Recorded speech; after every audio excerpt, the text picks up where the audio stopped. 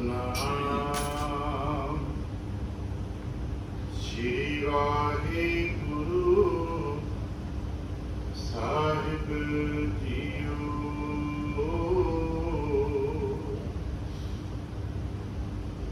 ਸਲੋਕ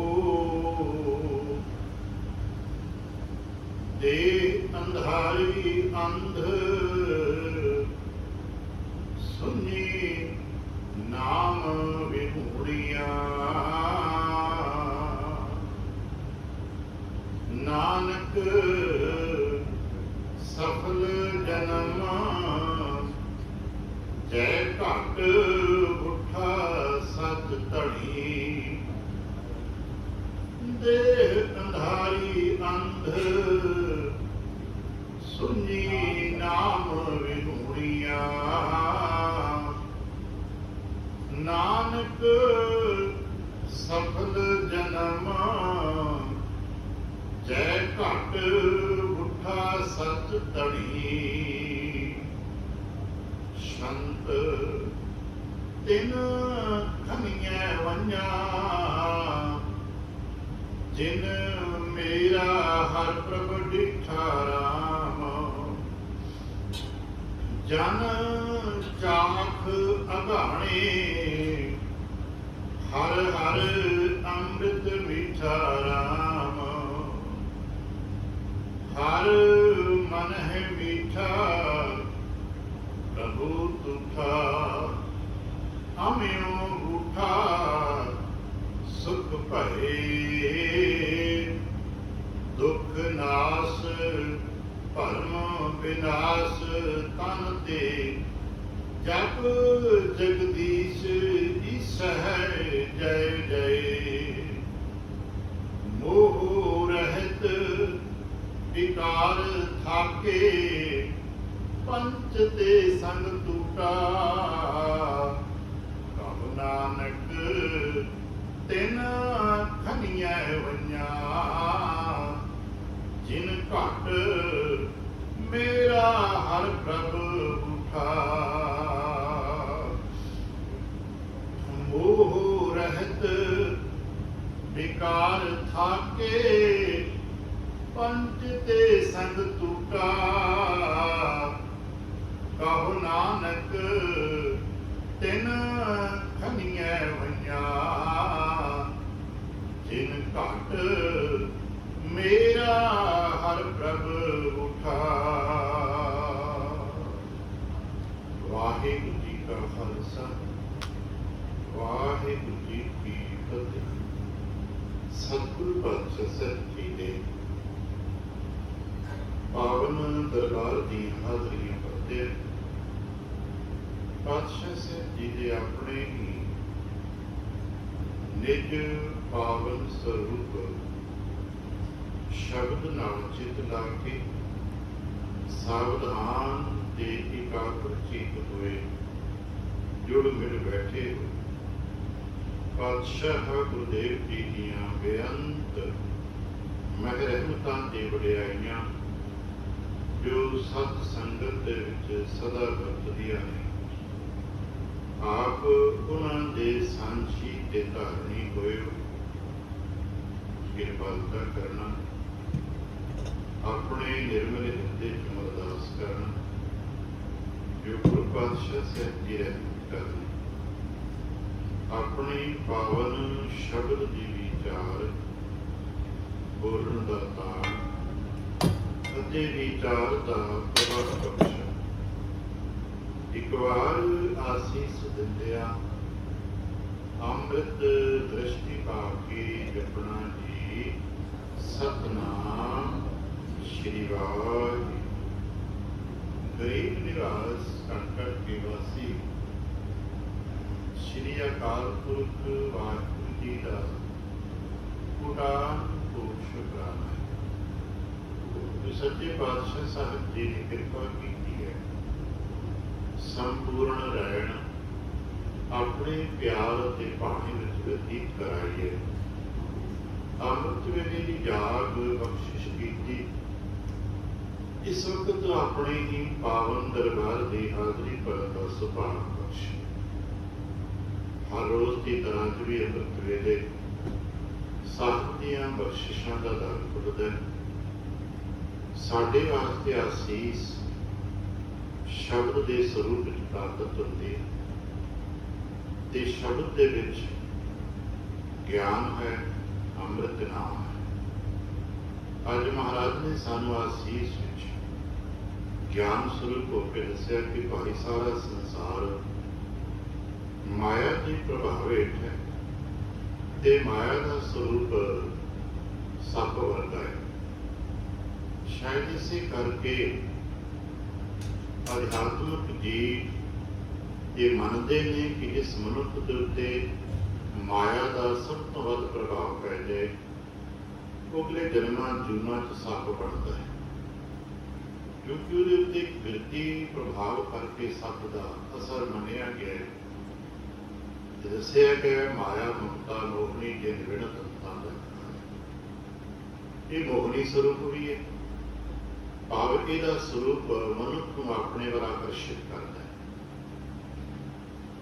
ਔਰ ਇਹੀ ਮਾਇਆ ਦਾ ਵਿਆਖਿਆ ਹੈ। ਮਾਇਆ ਦੀ ਵਿਆਖਿਆ ਜਦੋਂ ਪਾਵਨ ਬਾਣੀ ਤੁਸੀਂ ਪੜ੍ਹਦੇ ਆ ਤੇ ਸਭ ਤੋਂ ਨੇੜੇ, ਸਭ ਤੋਂ ਸਰਲ ਵਿਆਖਿਆ ਸਾਡੇ ਲਈ ਆਨੰਦ ਸਾਹਿਬ ਦੇ ਵਿੱਚ ਹੈ, ਕਿਉਂਕਿ ਨਿੱਤਾ ਪ੍ਰਤੀ ਪਾਠ ਕਰਨ ਵਾਲੀ ਬਾਣੀ ਦੇ ਵਿੱਚੋਂ ਤੁਕਾਂ ਛੇਤੀ ਸਮਝ ਆ ਜਾਂਦੀ ਆ।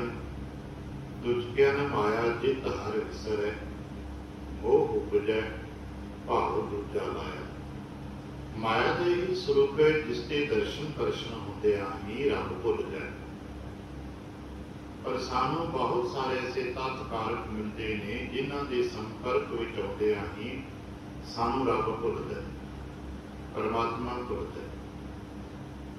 ਉਹ ਹਰ ਸਰੂਪ ਤੱਤ ਭਾਵੇਂ ਵਿਚਾਰ ਕਰਕੇ ਹੈ, ਭਾਵੇਂ ਆਕਾਰ ਕਰਕੇ ਹੈ, ਜਿਸ ਦੇ ਸੰਬੰਧ ਸੰਪਰਕ ਵਿੱਚ ਆਉਂਦਿਆਂ ਹੀ ਸਾਡੇ ਚਿੱਤ ਮੰਡਲ ਚੋਂ ਪਰਮਾਤਮਾ ਦਾ ਚੇਤਾ ਭੁੱਲ ਜਾਏ ਤੇ ਉਹ ਤੱਤ ਵਸਤੂ ਜਾਂ ਵਿਚਾਰ ਜੋ ਵੀ ਹੈ ਸਾਡੇ ਤੇ ਪ੍ਰਭਾਵਿਤ ਹੋ ਜਾਏ, ਰਹਿ ਰਹਿ ਕੇ ਉਹਦਾ ਹੀ ਚੇਤਾ ਆਵੇ। ਸਮਝ ਲੈਣਾ ਉਹ ਵੀ ਮਾਇਆ ਦਾ ਸਰੂਪ ਹੈ। ਔਰ ਉਹਦੇ ਵਿੱਚ ਜੋ ਜੋ ਮਨੁੱਖ ਦਾ ਚੇਤਾ ਕਰਦਾ ਹੈ ਕਿਉਂ ਗਰਦਾਨ ਹੁੰਦਾ ਜਾਂਦਾ ਹੈ। ਔਰ ਫਿਰ ਮਹਾਰਾਜ ਕਹਿੰਦੇ ਇੰਨਾ ਗਰਦਾਨ ਹੋ ਜਾਂਦਾ ਕਿ ਨਿਗਲਿਆ ਜਾਂਦਾ ਹੈ, ਫਿਰ ਉਹਦਾ ਵਾਪਸ ਆਉਣਾ ਬੜਾ ਔਖਾ ਹੋ ਜਾਂਦਾ ਹੈ। ਗੁਰੂਦੇਵ ਕਿਰਪਾ ਕਰਨ ਅਸੀਂ ਸਮਝ ਸਕੇ ਕਿ ਸਾਡੇ ਹਿਰਦੇ ਵਿੱਚ ਨਾਮ ਵੀ ਹੈ ਤੇ ਅਸੀਂ ਉਸ ਨਾਮ ਦੇ ਸਦਕੇ ਇਸ ਮਾਇਆ ਦੇ ਪ੍ਰਭਾਵ ਤੋਂ ਬਚਣਾ ਹੈ। ਔਰ ਇਹ ਖੁੱਲੀਆਂ ਵਿਆਖਿਆਵਾਂ ਮਹਾਰਾਜ ਨੇ ਅੱਜ ਦੇ ਇਸ ਪਾਵਨ ਵਿਸ਼ਾਲ ਵਿਸਤ੍ਰਿਤ ਵਚਨ ਵਿੱਚ ਕੀਤੀਆਂ ਨੇ, ਜੋ ਸ਼੍ਰੀ ਮੁਖਵਾਕ ਦੇ ਰੂਪ ਵਿੱਚ ਸਾਨੂੰ ਪ੍ਰਾਪਤ ਹੋਏ। ਇਹਨਾਂ ਅਵਸਥਾਵਾਂ ਤੇ ਅਸਾਂ ਪਹੁੰਚਣਾ ਹੈ। ਅਸੀਂ ਨਿੱਜ ਕਰਕੇ ਵੀ ਤੇ ਚਾਹੁੰਦੇ ਹਾਂ ਨਾ ਕਿ ਅਸੀਂ ਇਸ ਮਾਇਆ ਦੇ ਪ੍ਰਭਾਵ ਤੋਂ ਬਚ ਸਕੀਏ ਤੇ ਮਾਇਆ ਦੇ ਪ੍ਰਭਾਵ ਤੋਂ ਬਚ ਕੇ ਜੋ ਅਗਲੇਰਾ ਜੀਵਨ ਹੈ, ਜੋ ਅਗਲੇਰਾ ਪੜਾਵ ਹੈ, ਉੱਥੇ ਸਾਡੀ ਪਹੁੰਚ ਬਣ ਸਕੇ। ਤੇ ਇਹ ਖੁਲਾਸੇ, ਇਹ ਮਾਰਗ ਸਾਨੂੰ ਲੜੀਵਾਰੇ ਨਾਲ ਬਚਣਾ ਚਾਹੁੰਦੇ ਨੇ ਕਿ ਮਾਇਆ ਦੇ ਪ੍ਰਭਾਵਾਂ ਤੋਂ ਜਦੋਂ ਕੋਈ ਬਚਦਾ ਹੈ ਤੇ ਫਿਰ ਉਸਨੂੰ ਅਗਲੇਰਾ ਜੀਵਨ ਪ੍ਰਾਪਤ ਹੁੰਦਾ ਹੈ। ਕਿਉਂਕਿ ਜੀਵਨ ਪੰਧ ਇੱਕ ਛੇਤੀ ਨਹੀਂ ਮੁੱਕਦਾ। ਜੀਵਨ ਪੰਧ ਉਦੋਂ ਮੁੱਕਦਾ ਹੈ ਜਦੋਂ ਸਮਾਈ ਹੋ ਜਾਏ ਤੇ ਸਮਾਈ ਪਰਮਾਤਮਾ ਚੋੜੀ। ਗੁਰੂਦੇਵ ਕਿਰਪਾ ਕਰਨ ਸਾਨੂੰ ਗੱਲਾਂ ਹੌਲੀ ਹੌਲੀ ਹੌਲੀ ਹੌਲੀ ਸਾਡੇ ਜੀਵਨ ਚ ਵਸਦੀਆਂ ਜਾਣ। ਕੱਲ ਅਸੀਂ ਬਚਨ ਲੜੀ ਚ ਵਿਚਾਰ ਰਹੇ ਸਾਂ, ਉਹ ਸੱਜਣ ਸੰਤ ਭਲੇ ਨੇ ਤੇ ਪ੍ਰਵਾਨ ਹੋ ਜਾਂਦੇ ਨੇ ਜਿਨ੍ਹਾਂ ਨੇ ਠਾਕੁਰ ਜੀ ਨੂੰ ਅਪਣਾ ਲਿਆ ਤੇ ਜਿਨ੍ਹਾਂ ਨੂੰ ਵਾਹਿਗੁਰੂ ਜੀ ਨੇ ਅਪਣਾ ਲਿਆ। ਅੱਜ ਕਹਿੰਦੇ ਕੋਣ ਕੌਣ ਨੇ ਭਾਈ, ਕਿਉਂਕਿ ਹੁਣ ਤੱਕ ਦੱਸਿਆ ਸੀ ਕਿ ਭਾਈ ਕੰਨ ਤਾਂ ਪ੍ਰਵਾਨ ਨੇ ਜੇ ਬਾਣੀ ਸੁਣਦੇ, ਨੇਤਰ ਉਹ ਪ੍ਰਵਾਨ ਨੇ ਜੋ ਦਰਸ਼ਨ ਕਰਦੇ। ਤੇ ਦੱਸਿਆ ਸੀ ਕਿ ਇਹਨਾਂ ਮੋਟੀਆਂ ਅੱਖਾਂ ਦੇ ਨਾਲ ਪ੍ਰਮਾਤਮਾ ਇੱਕਦਮ ਨਹੀਂ ਦਿਸਦਾ ਭਾਈ, ਸਾਨੂੰ ਤੇ ਸੁਰਤ ਦੇ ਨੇਤਰ ਚਾਹੀਦੇ ਨੇ, ਅੱਖੜੀਆਂ ਬਿਆਨ ਚਾਹੀਦੀਆਂ ਨੇ, ਦਿਵ ਦ੍ਰਿਸ਼ਟੀ ਚਾਹੀਦੀ ਹੈ। ਅੱਜ ਕਹਿੰਦੇ ਕਿ ਸਾਰੀ ਗੱਲ ਕਰ ਰਹੀ ਹੈ, ਸਾਰਾ ਸਰੂਪ ਹੀ ਤੇਰਾ ਸਰੀਰ ਹੀ। ਕਹਿੰਦੇ ਕਿ ਜੇ ਤੂੰ ਸਰੀਰ ਧਾਰਨ ਕਰਕੇ ਇਸ ਮਨੁੱਖਾ ਜੀਵਨ ਨੂੰ ਪ੍ਰਾਪਤ ਕੀਤਾ ਤੇ ਸਰੀਰ ਤੈਨੂੰ ਮਿਲ ਗਿਆ ਜੇ ਮਨੁੱਖਾ ਜੀਵਨ ਪ੍ਰਾਪਤ ਵੀ ਕਰ ਲਿਆ, ਸਰੀਰ ਵੀ ਮਿਲ ਗਿਆ ਤੇ ਪ੍ਰਮਾਤਮਾ ਦਾ ਜਪ ਚਿੰਤਨ ਨਹੀਂ ਕੀਤਾ ਤੇ ਫਿਰ ਕਿਆ ਘਟਿਆ? ਨਿਤਨੇਮੀ ਰੋਜ਼ ਪੜਦੇ ਨੇ ਸ਼ਰੀਰਾ ਮੇਰਿਆ, ਇਸ ਜਗ ਮਹਿ ਆਏ ਕੈ ਕਿਆ ਤੁਧ ਕਰਮ ਕਮਾਇਆ। ਇਹ ਕਰਮ ਕਮਾਇਆ ਤੁਧ ਸ਼ਰੀਰਾ, ਜਾ ਤੂੰ ਜਗ ਮੈਂ ਆਇਆ। ਜਿਨ ਹਰ ਤੇਰਾ ਰਚਨ ਰਚਿਆ, ਸੋ ਹਰ ਮਨ ਨਾ ਵਸਾਇਆ। ਤੇ ਅੱਜ ਕਹਿੰਦੇ ਕਿ ਜਿਸ ਨੇ ਰਚਨ ਰਚੀ ਹੈ, ਜਿਸ ਨੇ ਸੁੰਦਰ ਸਰੀਰ ਕੀਤਾ ਹੈ, ਜਿਨੇ ਸਾਨੂੰ ਰੰਚਕ ਰੇਤ ਖੇਤ ਤਨ ਨਿਰਮਿਤ ਦੁਰਲਭ ਦੇਹ ਸਵਾਰ ਧਰੀ, ਉਸ ਦੁਰਲਭ ਦੇਹ ਨੂੰ ਪ੍ਰਾਪਤ ਕਰਕੇ ਪ੍ਰਮਾਤਮਾ ਦਾ ਚਿੰਤਨ ਨਹੀਂ ਕੀਤਾ ਤੇ ਫਿਰ ਹਿਰਦੇ ਅੰਧਾਰੀ ਅੰਧ ਸੁਣੀ ਨਾਮ ਵਿਹੂਣੀਆਂ ਕਰਦੇ ਨੇ ਤੇ ਕਿਰਪਾ ਕਰਦੀ ਕਿਰੰਚ ਰੇਤ ਖੇਤ ਤਨ ਨਿਰਮਿਤ ਦੁਰਲਭ ਦੇਹ ਸਵਾਰ ਧਰੀ। ਬੜੀ ਸੁੰਦਰ ਸਰੀਰ ਰਚਨਾ ਰਚ ਕੇ ਦਿੱਤੀ, ਪਰ ਤੂੰ ਸੁੰਦਰ ਸਰੀਰ ਦੀ ਰਚਨਾ ਨੂੰ ਪ੍ਰਾਪਤ ਕਰਕੇ ਇਹਦਾ ਸਹੀ ਸਦ ਉਪਯੋਗ ਨਹੀਂ ਕਰ ਪਾਇਆ। ਤੇ ਜੇ ਤੂੰ ਸਦ ਉਪਯੋਗ ਨਹੀਂ ਕੀਤਾ ਤੇ ਤੇਰੇ ਸਰੀਰ ਅੰਧ ਹੈ, ਅੰਧ ਕੋਠੜੀ ਹੈ। ਅੰਧ ਦਾ ਮਤਲਬ ਅੰਧਕਾਰ ਨਾ ਭਰਿਆ, ਕਿਉਂਕਿ ਹਰ ਵਸਤੂ ਨੂੰ ਜੋ ਸਾਨੂੰ ਪ੍ਰਾਪਤ ਹੁੰਦੀ ਹੈ ਉਹਦੇ ਉਪਯੋਗ ਦੋ ਤਰੀਕੇ ਨਾਲ ਹੋ ਸਕਦੇ ਨੇ। ਸਿਆਣੇ ਕਹਿੰਦੇ ਨੇ ਜਾਂ ਤੇ ਉਹਦਾ ਸਦ ਉਪਯੋਗ ਕਰ ਲਓ, ਜੇ ਤੁਸੀਂ ਸਦ ਉਪਯੋਗ ਨਹੀਂ ਕਰ ਪਾਏ ਤੇ ਫਿਰ ਸਮਝਣਾ ਦਾ ਦੁਰ ਉਪਯੋਗ ਹੋ ਜਾਏਗਾ।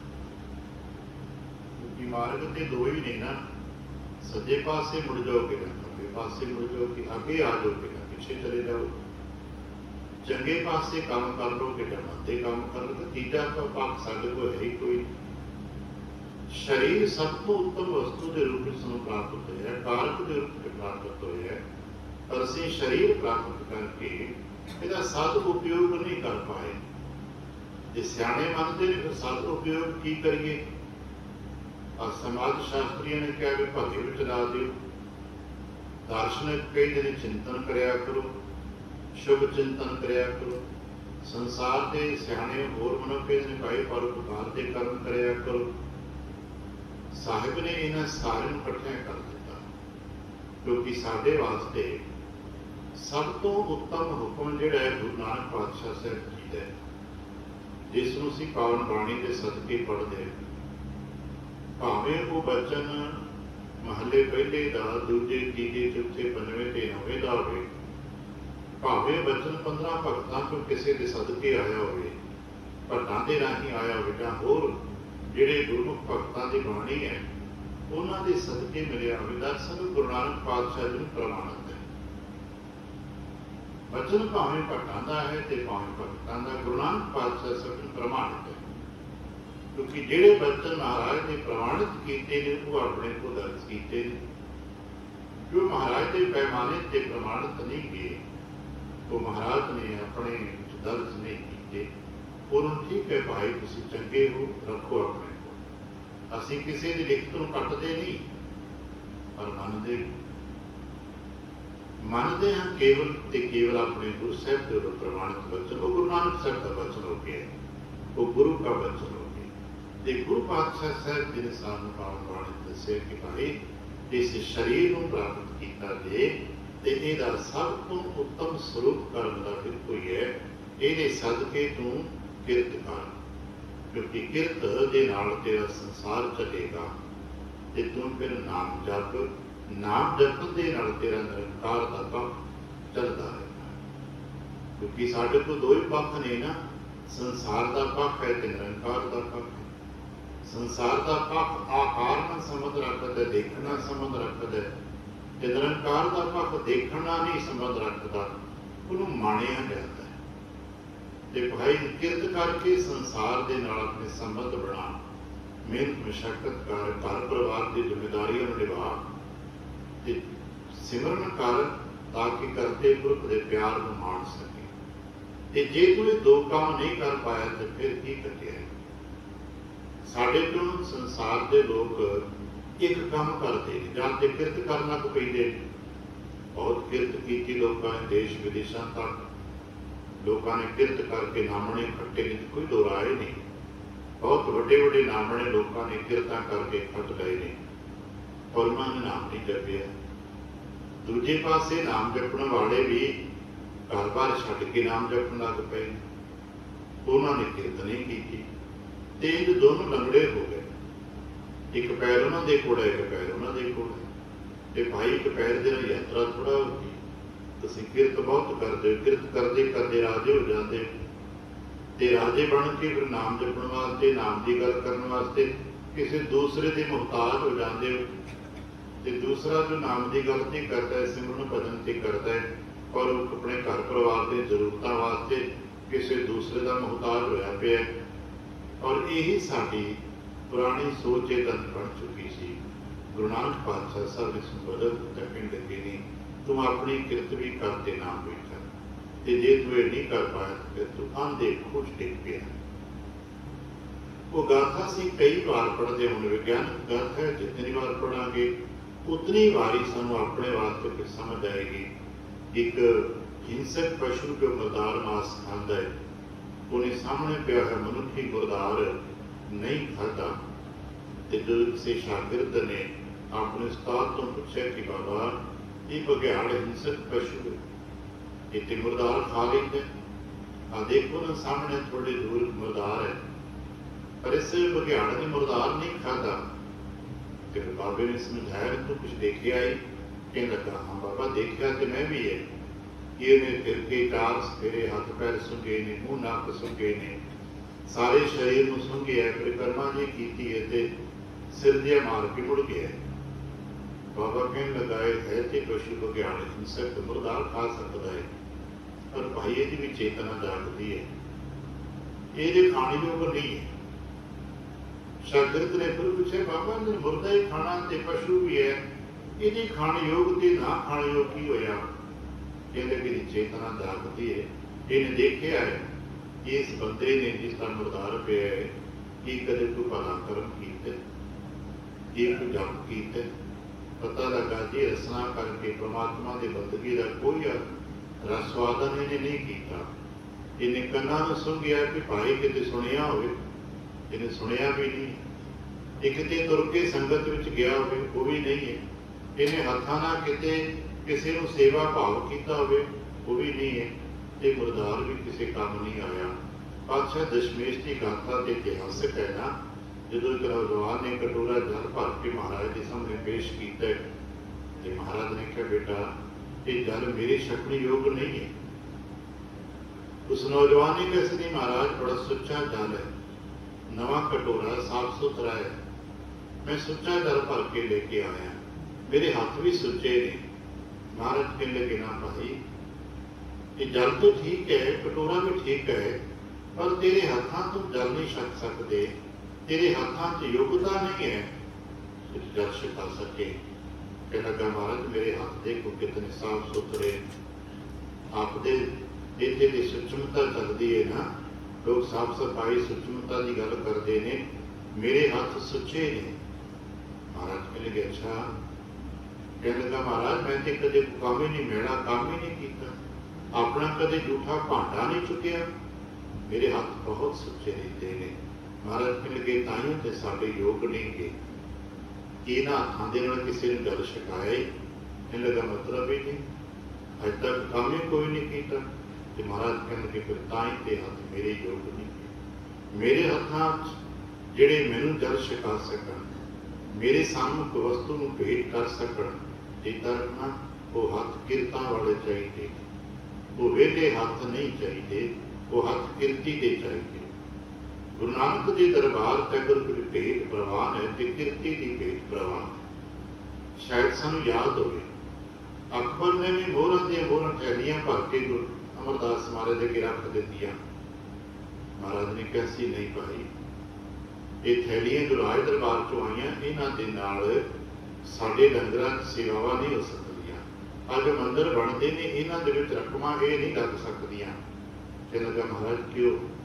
ਮਹਾਰਾਜ ਕਹਿਣ ਲੱਗੇ ਨਹੀਂ ਇਹ ਜ਼ਰੂਰੀ ਨਹੀਂ ਕਿ ਕਿਸੇ ਕਿਰਤ ਵਾਲੇ ਦੀ ਹੋ, ਤੁਸਾਂ ਧੱਕੇ ਨਾਲ ਕੋਈ ਆ ਸਕਦੇ, ਤੁਸਾਂ ਕੰਨ ਲਗਾ ਕੇ ਜ਼ਬਰਦਸਤੀ ਦਿੱਤੀਆਂ ਇੱਥੇ ਤੇ ਪਾਈ ਪਾਈ ਕਰਕੇ ਜੋ ਕਿਰਤ ਵਾਲੇ ਦਿੰਦੇ ਨਾ ਉਹਦੇ 'ਚ ਬਰਕਤ। ਸ਼ਾਇਦ ਇਸੇ ਕਰਕੇ ਅੱਜ ਤੱਕ ਸਾਡੇ ਉੱਤਮ ਪ੍ਰਕਿਰਤੀ ਦੇ ਜੋ ਗੁਰਮੁਖ ਹੋਏ ਨੇ ਉਹ ਕਦੇ ਕਿਤੇ ਐਸਾ ਧਨ ਇਕੱਠਾ ਨਹੀਂ ਕਰਦੇ। ਇਹ ਗੱਲ ਵੱਖਰੀ ਹੈ ਕਿ ਅੱਜ ਸਾਡੇ ਵਿੱਚ ਦੌੜ ਬਣ ਚੁੱਕੀ ਹੈ ਕਿ ਜਿਸ ਤਰ੍ਹਾਂ ਵੀ ਮਿਲੇ ਇਕੱਠਾ ਕਰ ਲਈਏ, ਪਰ ਚੇਤਾ ਰੱਖਣਾ ਕਿ ਸੁੱਚਾ ਨਹੀਂ ਹੈ, ਉਹ ਪਾਪ ਦਾ ਧਨ ਤੇ ਪਾਪ ਦੇ ਕਰਮ ਕਰਵਾ ਦਿੰਦਾ ਹੈ। ਤੇ ਜਦੋਂ ਫੁੱਟਦਾ ਹੈ ਤੇ ਫਿਰ ਬਹੁਤ ਫੁੱਟਦਾ ਹੈ, ਡੁੱਬਦਾ ਹੈ। महाराज कहते कि तेरे को शरीर प्राप्त है तो सिमर नहीं किया ते तेरा शरीर अंधा कोई देह अंधारी अंध है। महाराज प्यारे बचन भी ने कि जिन्हें शरीर प्राप्त की करके परमात्मा की बंदगी नहीं की, पशु प्रेत मुगत ते बुरी ते देही जो साडी है उन उत्तम देही है। महाराज जी कहते हैं कि उत्तम देही 84 लाख दुनिया तो उत्तम देही मानस की है। मानस जन्म दुर्लभ किया जाता है, पर जिन ये सिरी जिस करता पुरख ने दी रचना की है, जे ओदा जप नहीं करते, ओदा जप नहीं किया, सिमरन सेवा नहीं की, ते पशु प्रेत मुगध ते बुरी, फिर पशुओं तो माड़ी है, फिर पशुओं तो साडा शरीर किसी देखे नहीं। आखिर लगे जीवन अंधा है, तो मनुख का शरीर अंधेरी खूह है जिस रहते मनुख ने परमात्मा का सिमरन भजन नहीं किया। महाराज फिर सफलता किस तरह होती है? जे सिमर नहीं किया तो अंधकूप है, सिमर नहीं किया तो अंध कोठड़ी है, सिमर नहीं किया तो अधिकार युक्त, फिर सफलता का कोई पासा दस दियो ना। महाराज कहते नानक सफल जन्म अपना ना लेके पातशाह कहने कोई गल सुनो, सफल जन्म पता किन्ना दा हुंदा है जी महाराज? असीं सफल जन्म चाहुंदे हां, ਅਸੀਂ ਚਾਹੁੰਦੇ ਕਿ ਸਾਡਾ ਜਨਮ ਸਫਲ ਹੋ ਸਕੇ। ਕਹਿੰਦੇ ਇੱਕੋ ਹੀ ਪੈਮਾਨਾ ਦੇ ਜੈ ਘਟ ਉਠਾ ਸਤ ਧਾਣੀ, ਘਟ ਕੇ ਜਿਹੜੇ ਹਿਰਦੇ ਜੀਵਨ ਪ੍ਰਾਪਤ ਕੀਤਾ ਤੇ ਜੇ ਹਿਰਦੇ ਦੇ ਵਿੱਚ ਰੱਬ ਦਾ ਨਾਮ ਆ ਕੇ ਵਸ ਗਿਆ ਤੇ ਤੁਹਾਡਾ ਜਨਮ ਸਫਲ ਹੈ। ਤੇ ਜੇ ਜੀਵਨ ਪ੍ਰਾਪਤ ਕਰਕੇ ਹਿਰਦੇ ਵਿੱਚ ਪਰਮਾਤਮਾ ਦਾ ਨਾਮ ਨਹੀਂ ਆ ਕੇ ਵਸਿਆ ਤੇ ਜੀਵਨ ਅਸਫਲ ਹੈ, ਤੁਸੀਂ ਜ਼ਿੰਦਗੀ ਦੀ ਬਾਜੀ ਹਾਰ ਗਏ। ਹੁਣੇ ਅਸੀਂ यही तो समझने वास्ते इतने बैठते हैं कि मता कि जिंदगी की बाजी हारना चाहिए। ठीक है कि साढ़े हिरदे विच दुनिया भर के ख्याल, दुनिया भर के कर्म, पता नहीं की कुछ पे चित्र साढ़े घाट विच बहुत कुछ साढ़े हिरदे के अंदर दबिया पिया। सियाने कहते हैं कर्मां दी परतां पता नहीं कितनियां को इहदे अंदर लगियां ने। महाराज भी कहते हैं मन को जन्म जन्म की फल लागी, जन्मा जन्मांतरा की मैल साढ़े अंदर पई हुई है।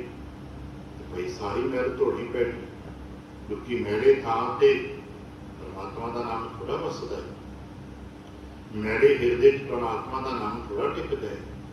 वाहिगुरु जी के नाम को प्राप्त करना है तो भांडा सुच्चा चाहिए ना। वाहिगुरु जी के नाम को हिरदे वसाउना है तो हिरदा स्वच्छ सुच्चा चाहिए ना। असोही राग दे सानू ये संकल्प दिता गया ना कि जिवें दुध लैण जाते हो, जे भांडा साफ सुथरा लैके जाते हो, तो जे भांडा मैला होवे तो दुध नहीं पैंदा, ते जे गलती ना कोई पा देवे तो दुध रहिंदा कोई ना। इस करके भाई भांडा साफ सुथरा रखो। ते जे वाहिगुरु जी का नाम अमृत लैण चले हो ते कि हिरदा साफ नहीं रखोगे? ते जे हिरदा साफ ना होया ते पहली गल ते वाहिगुरु जी का नाम मिलना ही कोई नहीं। ते जे तुसीं कहो जी असीं ले लिया ते फिर भाई हंकार वध जाएगा। जिवें मैले भांडे च दुध पा के लोगे पर वो निभेगा नहीं, वो घर आउंदिआं तक फट जाएगा, खराब हो जाएगा, टिकेगा नहीं। जिन्नी मर्जी बनतरां चंगियां कर लो पर वो खराब ही हो जाएगा। इस करके फिर जिन्हां हिरदिआं च मैल हुंदी विकारां दी, ਉਹਨੂੰ ਫਿਰ ਹੰਕਾਰ ਦੀ ਬੋਝ ਆਉਣ ਲੱਗ ਪਈ। ਆਪਾਂ ਕਹਿੰਦੇ ਨਾ ਆ ਦੁੱਧ ਪਿਆ ਤੇ ਲੱਗਦਾ ਠੀਕ ਹੈ, ਫਿਰ ਤੁਹਾਨੂੰ ਕੀ ਸਮੈਲ ਆਉਂਦੀ ਹੈ, ਜਿਹਦੀ ਫਿਰ ਸਮੈਲ ਆਉਣ ਲੱਗ ਪਏ ਦੁੱਧ ਖਰਾਬ ਹੋ ਜਾਂਦਾ। ਇਵੇਂ ਹੀ ਬਾਕੀ ਸਭ ਕੁਝ ਚੰਗਾ ਹੈ, ਪਰ ਜਦੋਂ ਹੰਕਾਰ ਦੀ ਬੋ ਆਉਣ ਲੱਗ ਪੈਂਦੀ ਹੈ, ਮੈਂ ਕਰਨ ਲੱਗ ਪੈਂਦਾ ਹੈ, ਉਹਦੇ ਵਿੱਚ ਮੈਂ ਦਾ ਪ੍ਰਭਾਵ ਬੋਲਬਾਲਾ ਬਣ ਜਾਂਦਾ ਹੈ ਤੇ ਸਮਝ ਲਓ ਡਿੱਗਦਾ ਨਹੀਂ, ਖਰਾਬ ਅੱਜ ਵੀ ਖਰਾਬ ਤੇ ਕਰ। महाराज कहने कि फिर की करिए? बस हिरदे को साफ कर दो। आज से बैठ के अपना हिरदय साफ कर लगे। बाहर लिखते पढ़ते हो ना, गुरु द्वारे होए सो जी पाए सी, एक द्वारे धोए अच्छा हुए सी, इस द्वारे ते इत्थे बैठ के जो हिरदे नूं धोवांगे तो हिरदा अच्छा साफ सुथरा हो जाएगा। सानूं दस्सिया गया ना हिरदे नूं साफ सुथरा करन दी जुगत आपने ते वडेरे हो बहुत बार पढ़िया होना। उदाहरण दिता ना जिवें किसी बालक के कपड़े मैले कुचैले हो जाते तो माँ साबुन लगा के धो लैंदी है। मूत पलीती कपड़ होए दे साबुन लगे बहुत धोए पर यह मत पापा के संग।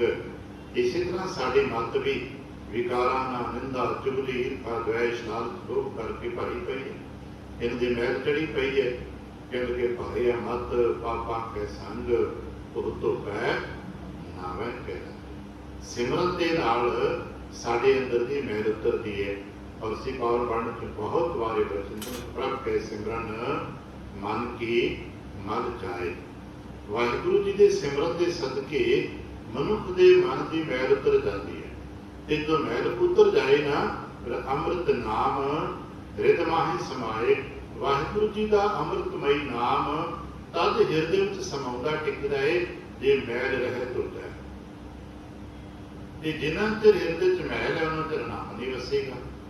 इस करके गुरसिੱਖੀ का पहला यतन है कि साडे ते तन की मैल उतर जाए। इशनान पान करते हैं उत्थे मन की मैल उतर जाए ते इस मन की मैल उतर सके उहदे वास्ते ज्ञान के सागर दे विच डुबकियां लगाउणियां पैंदियां। ज्ञान महारस नहाइए भाई ज्ञान के सागर स्नान करिया करे। ते ज्ञान का सागर किहड़ा है? गुरबाणी तो वध के होर वड्डा सागर सानूं नहीं पता। जिवें लोग कहते हैं समुद्र के सागर वड्डे वड्डे भाई होंगे उन्हां दी गिणती मिणती होवेगी नाप तोल होवेगा। इसे तरह साडे कोल ज्ञान विच सर्वोत्तम ज्ञान गुरु साहिब का ज्ञान है। सब तो उत्तम ज्ञान गुरु। इस करके गुरु के ज्ञान के सदके ही अपने मन शुद्ध करिया करिए। ते जो मन निर्मल हो जाएगा तो गुठा सच धनी फिर वस जाएगा सच्चा वाहिगुरु। महाराज फिर जिन्हों के हिरदे वाहिगुरु जी का नाम वस जाता है या जिन्हों के हिरदे गुरमुखां के हिरदे वसिया है जे किते मिल जाने ते की करिए। महाराज कहते कि भाई तिन खनिया वंजा ना हो जाइए कुर्बान। उन्हां तो ते कुर्बान जाइए उन्हां तो ते बरिहार जाइए। महाराज की पहचान दे क्योंकि जिन मेरा हर प्रभ डीठा राम जिन्हों ने वाहिगुरु जी के दर्शन किए ने उन्हां तो बरिहार जाइए। असीं कहांगे वाहिगुरु जी के दर्शन किस तरह होणगे? जे आपां कल पौड़ी पढ़े सी नानक से खड़ियां बयान भाई जिन्होंने वाहिगुरु दर्शन किए महाराज ने जुगत दस दी है। भाई इन नेत्रां की दृष्टि नूं बदल दो।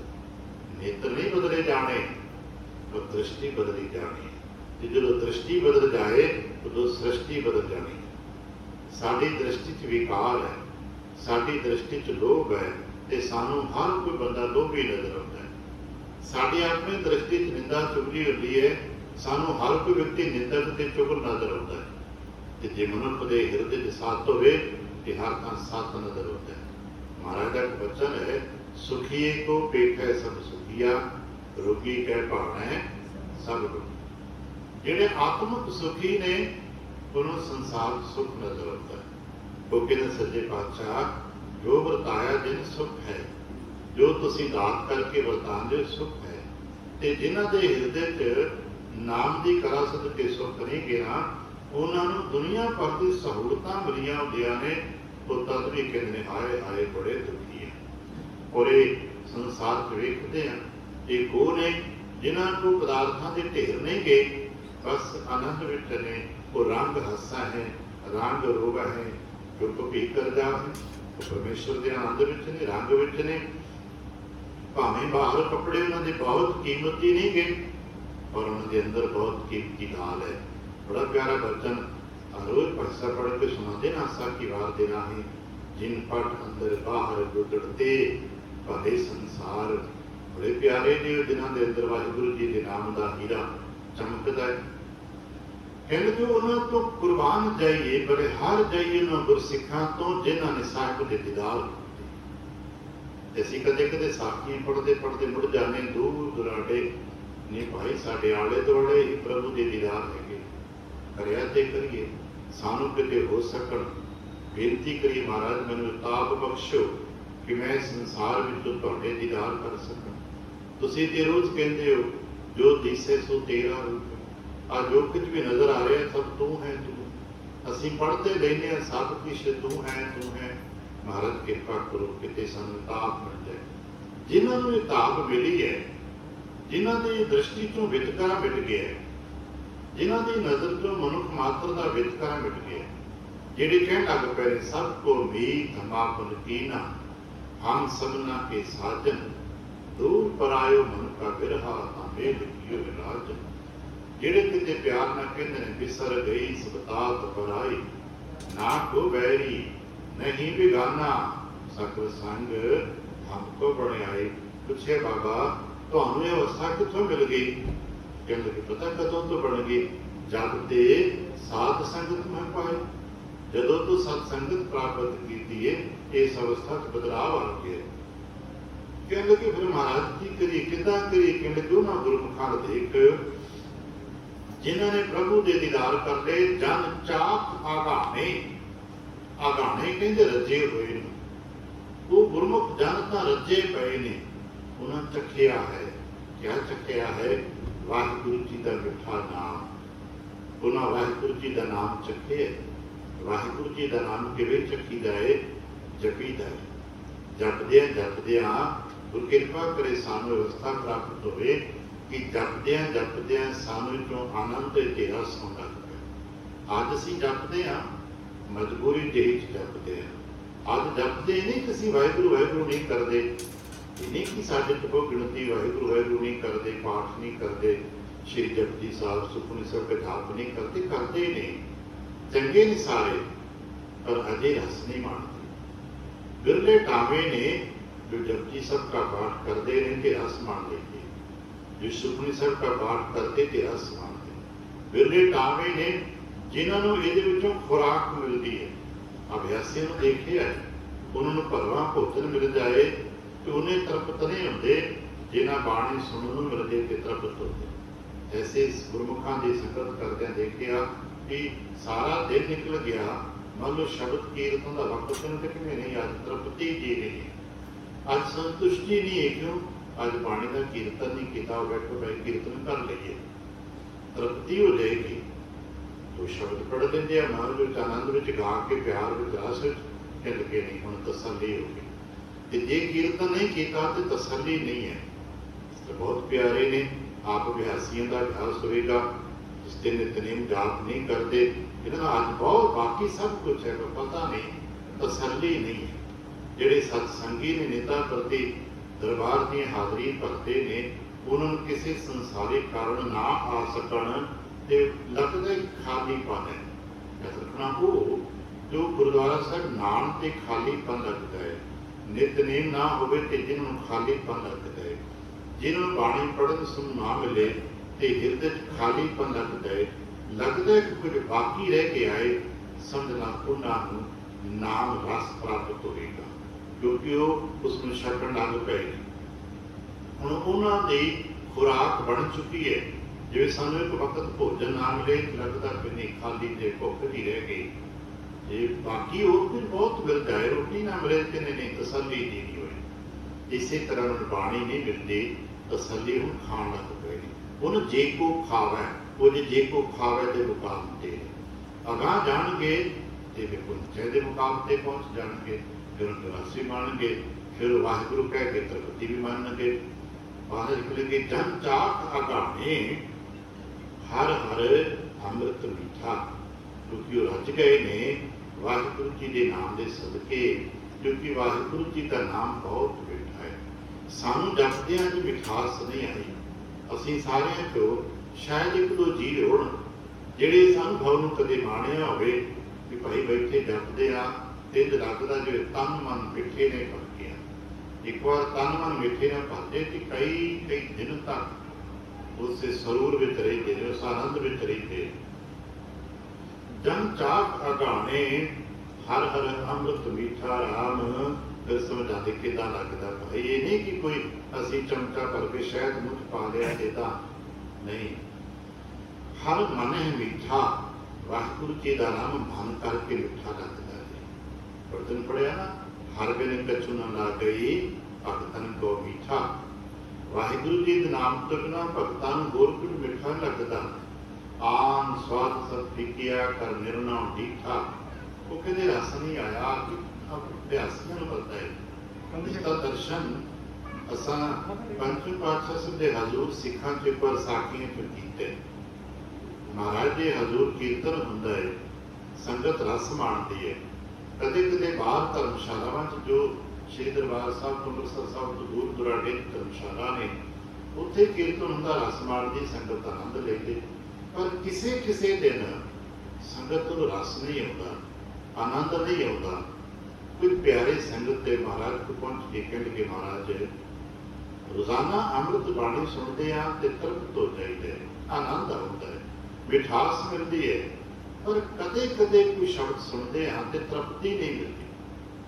बड़े प्यार नाल कीर्तन करते नहीं, सुर लय राग ताल सब पूरा होता है, पर पता नहीं मिठास नहीं आती, तृप्ति नहीं आती। महाराज को शिकायत पहुंच चुकी। एक दिन कीर्तनिया महाराज जी हजूर भी शब्द पढ़ता तो महाराज कीर्तन में तो चुप कर रहे, बात पूछे भाई बाणी कह दीजिए। कह लगे जी सानू तो बाबे मेहरबान तो मिली, पृथ्वी चंद साहब जी घरों वड्डे कहती सुनोंदे घरों मिली, वड्डे घरों मिली। महाराज ने देखा ये बाणी तो है, पर इस बाणी की गुरु नानक की प्रवानगी नहीं, नतीजन ये रस नहीं। बोल संगीत लय ताल होएगा, ज्ञान उहदे होएगा, पर अमृत नाम नहीं है। भगत इस गल पहचान लेंगे।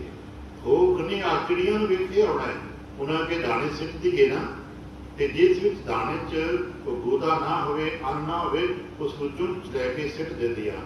तो गुरु पता है ना ये रस नहीं है, तो छड़ देता। इसी तरह गुरमुख भगतां जनां नूं भी नाम चो रस मिलता है। वो कहते हैं हर बिन कछु न लागई भगतन को मीठा। आन स्वाद सब फिकिया कर निर्णव डीठा। कह लगे भाई उन्होंने वाहिगुरु जी का नाम मन करके मिठा लगता है, मन ही उन्होंने पैमाना बन जाता है। शब्द पढ़ते सुनते ने ते मन रस मानता है। हर मन है मीठा, फिर की होता जी कहने प्रभु तुठा। जिन्हों मन करके बाणी मिठी लगन लग पैंदी है, उन्होंने उत्ते ही प्रभु जी की खुशी होती है। असी जितने भी संसार बाणी पढ़न सुनने वाले हाँ, साडे ते उन्हां ते ही महाराज की खुशी प्रगट होएगी, जिन्हां दा बाणी नूं सन्मान ते मिठास प्राप्त होगी। जिहड़े बाणी का आदर करनगे, बाणी तो मिठास रहणगे, जिन्हों बाणी प्रति प्रेम करनगे, करते जी खुशी मानणगे। एक वचन भी पढ़ते ना, सख जिन पै अदब बाणी धारा, सो नहीं जानो सिख हमारा। पहले बाणी का अदब नहीं करता, साडा सिख नहीं जे। हर मन है मीठा, नतीजन प्रभु झूठा।